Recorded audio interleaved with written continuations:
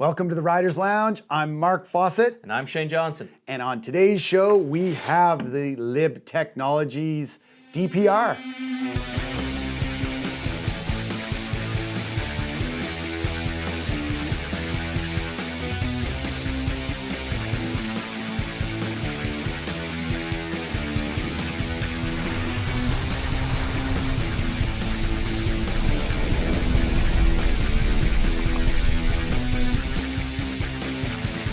All right, so Pete Saari, one of the owners of Morrison, came by it was about a year ago now, and alluded to something, they were working on something.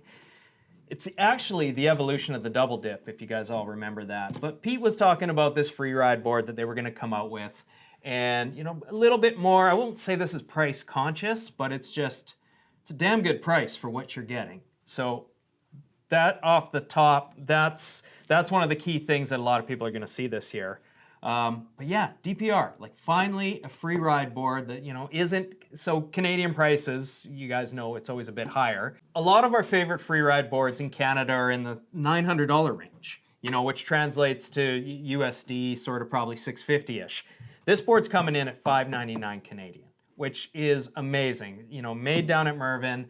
To have something like this in that price point is crazy. And Fawcett, before we start ranting on the core and everything, one of my other favorite things is just this top sheet. It kind of harkens back to those old shower curtain top sheets that I freaking love from 90s Libtex.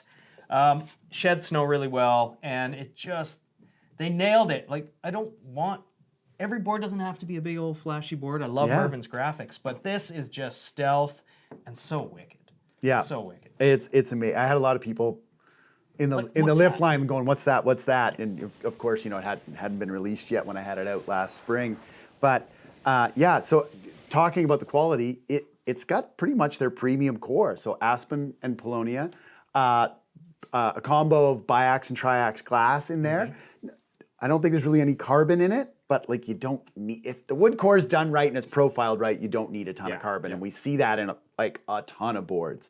So from like a perspective of like touch and feel, it feels and rides like a high level premium board. And weight wise on point too. Yeah, not bad. Not bad at all. Yeah, yep, it's good. Again, that's a testament to like their construction process and that Aspen Polonia wood core. Well, and it falls in line where the double dip was. So the double dip was the freestyle version. I think, if the story's correct, Pete kind of looked at some of that geometry and then went, okay, well, we need something that free rides. So we've got early rise, we have our camber built in here, and then we do kind of have that flat spot before our kick. So classic free ride shape that we both always love. Mellow mag on this. So there's different degrees of magnet traction. We've talked about a lot. There's the 9 points of contact. There might This one's got 7. This is the 7. This is the 7. Mellower version. And they're really gradual. Like, on the older versions when they first came out with it, you'd close your eyes and put your hand over it, and it was like, this is really subtle mag on here, and a traditional camber as well. Yep. Traditional camber. It is with early rise. We should state traditional camber with early rise. It's not camber to camber. Yeah, and to be clear. And I guess we have to be clear about that these days because we're starting to see a few true camber come back. A few boards come back, true camber, done proper. Yeah. Done proper. Which we will be talking about those soon, and this, even though it is early rise, it's subtle. So it's not bananaing out or anything at the front and back. But this is, for all intensive purposes, pretty much a twin. It's twin tip. From a perspective of like the setback is just the setback of the stance, 1/2 inch to 2.2 centimeters is what it's set up as. But like core thickness and like where the liftoff points are and such, it's very twinny.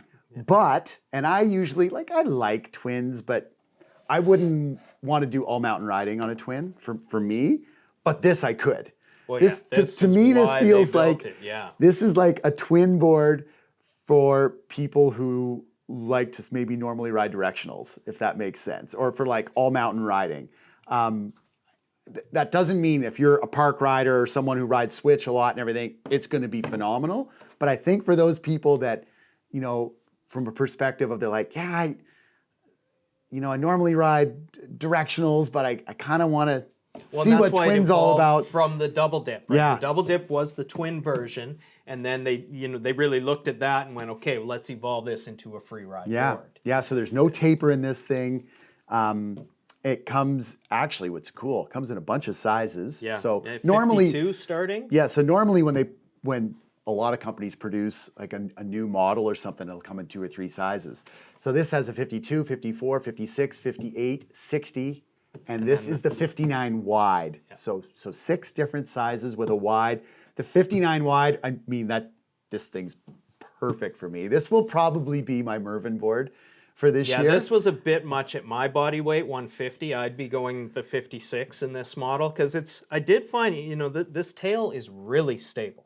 Really, really stable. You exit a turn, it's on point.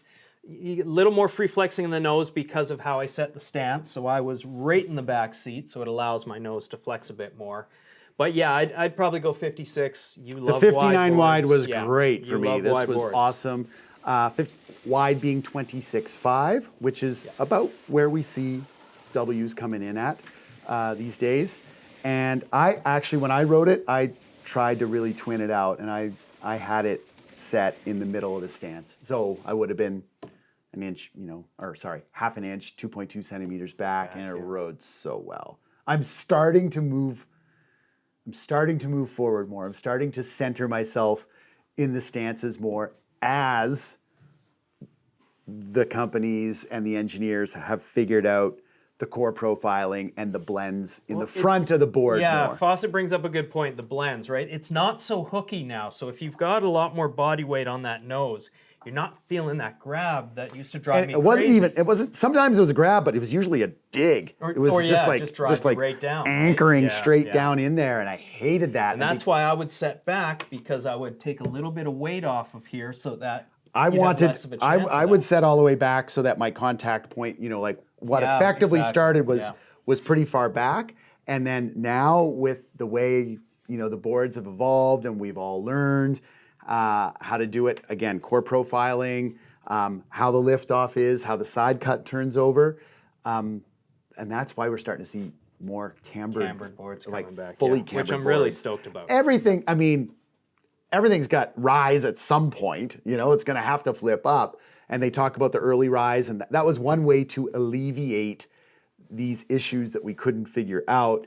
Now, the more we get this figured out, the more the camber is creeping further and further forward again, giving you way more stability, flat and on edge. Well, and another good story there, too, is I've got an old Matt Cummings. So we took out that old Matt Cummings, standard big old camber here to here.